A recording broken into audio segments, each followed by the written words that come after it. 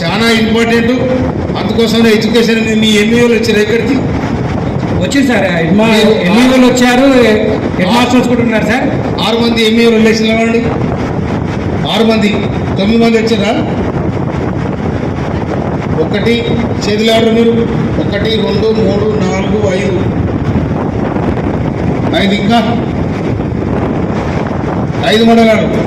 5 వచ్చారు 9 మండలాలు. నేను అందరిని అడుగుతున్నా, నేను ఇవ్వలే కాదు, అందరిని అడుగుతున్నా. 1 2 3 4 జాజిరెడ్డి కూడా ఎంపీ రాలేదు సార్. ఎందుకు రాలే? అదే నాకు చెప్పకుండా మరి ఆయన మీరు రిపోర్ట్ రాయాలి దాని మీద. ఎందుకు రాయాలి చెప్పండి. నేను నిన్న వాళ్ళందరికీ కూడా మీటింగ్ పెట్టి చెప్పడం జరిగింది సార్. ఈ రోజు ఇక్కడ అటెండ్ కామని చెప్పాను.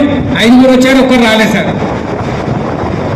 కనుక నీకు అడ్డగూడూరు మోత్కూరు ఎంఈ వచ్చిందా? అడ్డగూడూరు మోత్కూరు శాలిగౌరవ ఎంఈఓలు వచ్చిందా? వచ్చినా? Very good. కనుక రాని వాళ్ళు ఎవరెవరు రాసిపెట్టు.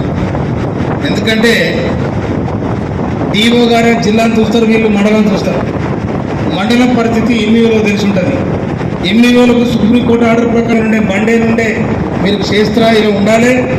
రేపు పిల్లలు గౌరవ ముఖ్యమంత్రి గారు పిల్లలకు ఏదైతే కిట్ ఉందో దాన్ని ఇమ్మీడియట్లీ ఇంటర్వ్యూ అయ్యారని కూడా ముఖ్యమంత్రి గారు నిన్న ప్రెస్ మీటింగ్ కూడా చెప్పడం జరిగింది. అందుకోసం మీరు దాంట్లో జాగ్రత్తగా ఉండాలని కూడా నేను మనం చేస్తా ఉన్నాను నేను.